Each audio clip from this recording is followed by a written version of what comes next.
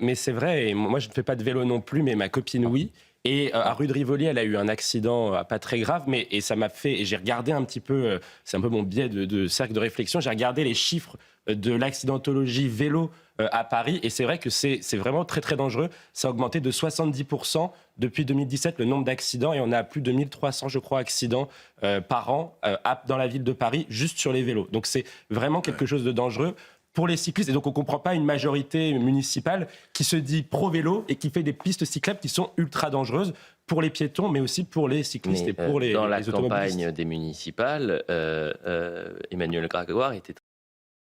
Et c'est vrai qu'on est passé de tu casses, tu payes à tu casses et on t'invite à recommencer parce que justement, il n'y a pas eu de politique publique menée pour pouvoir justement réprimer davantage et mettre un accent sur le volet sécuritaire sur ces personnes-là. Et le pire étant qu'aujourd'hui, on a des maires qui sont élus, notamment de la France Insoumise, et qui disent justement, on va vous inviter à recommencer puisque première mesure, notamment à Saint-Denis, on va désarmer la police municipale. Alors que dans ce type de violence, la police municipale, c'est le premier maillon de la sécurité. C'est ce qui permet quand même de contenir une partie des violences. Et il faut quand même rappeler de la morsure d'un chien, d'un policier municipal. En plus de l'inversion des valeurs où ces mêmes élus vont considérer que les policiers sont des voyous et que les voyous réels n'en sont pas. Et c'est ça aujourd'hui le véritable problème, c'est qu'à force de ne pas poser le bon diagnostic sur l'état d'une partie de certains territoires, parce que c'est pas tout le territoire qu'il faut mettre en considération,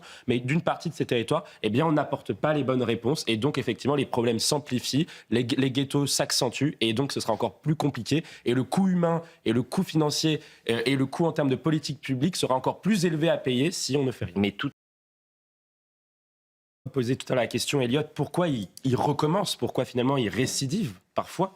C'est parce qu'en fait, ils savent très bien qu'ils ne seront jamais punis. Vous avez parlé des émeutes de 2023. Les émeutes de 2023, il y avait de la même façon des écoles, des mairies, des bâtiments publics qui ont été dégradés. Quand vous ouvrez un code pénal pour une dégradation de la mairie de Fresnes, là on voit en plus avec les images, c'est au moins 50 de peine de prison encourues. Mais quand on regarde le détail de ce qui avait été la réponse judiciaire après les émeutes de 2023, parce que moi je pense qu'il y a des gens qui sont dans la récidive, qui ont fait aujourd'hui la mairie de Fresnes, qui avant étaient peut-être dans les rues à Paris pour dégrader lors de la finale de la Ligue des Champions, qui avant étaient aux émeutes de 2023, etc. La peine encourue, c'est 5 ans pour la dégradation d'un bâtiment public. La peine qui avait été prononcée en moyenne par les juges, c'était 9 mois. Donc quand on a une peine prononcée en moyenne de 9 mois par un juge, on ne va jamais en prison. Donc la peine réellement exécutée n'est même pas une peine de prison. Donc quel est le message qui est envoyé aux voyous? C'est-à-dire que vous pouvez dégrader une mairie et vous n'irez pas en prison, vous aurez un bracelet électronique qui fera office de trophée quand vous reviendrez dans votre quartier. C'est ça aujourd'hui le véritable problème. C'est pour ça que je vous dis, et je parlais du bon sens populaire.